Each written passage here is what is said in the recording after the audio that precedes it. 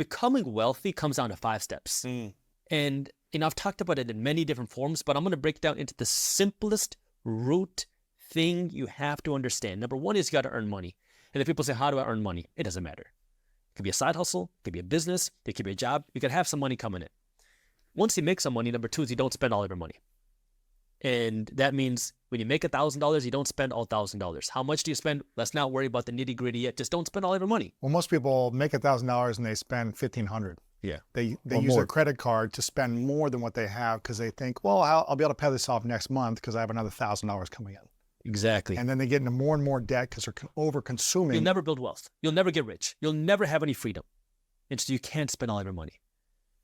Which is why number 3 is you take the money you don't spend and you go out and you buy an investment. We'll call it the middleman. And you'll see why I call it the middleman. Is you want to take this money you don't spend and you want to essentially throw it into this thing on the side that will hopefully make you some more money in the long term.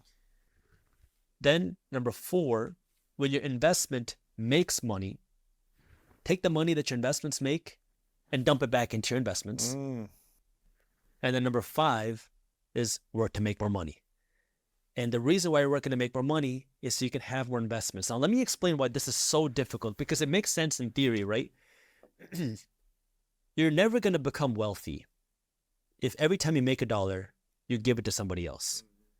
If you want to become wealthy, you have to keep more money for yourself. The way that our economic system works is the more money you spend, the richer somebody else gets. It's, hate it or love it, that's the reality. When you go to Chipotle and you buy that extra guac, Chipotle is making more money. When you go to Amazon and you spend more money, Amazon's making money. Now, this can make some people extremely wealthy, but it also keeps the majority of people broke financially. And so this is where, if you want to make yourself rich, you got to stop making everybody else rich right now. You got to first make yourself rich. And that means stop giving other people your money. And there are so many extremes to how you can do this, right? I mean, you could go to that one extreme where I am not going to spend anything. I'm going to live in a shoebox and I'm going to eat nothing but rice and beans. And I'm going to stack all my money. Fine.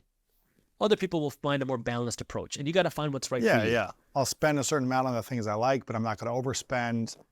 Or I like it where you just say, I'm going to reinvest a certain amount of my money every single month of the money that's coming in, whether it's a paycheck or your business. I'm going to take that money. This much is going every month into my investments, whatever that might be.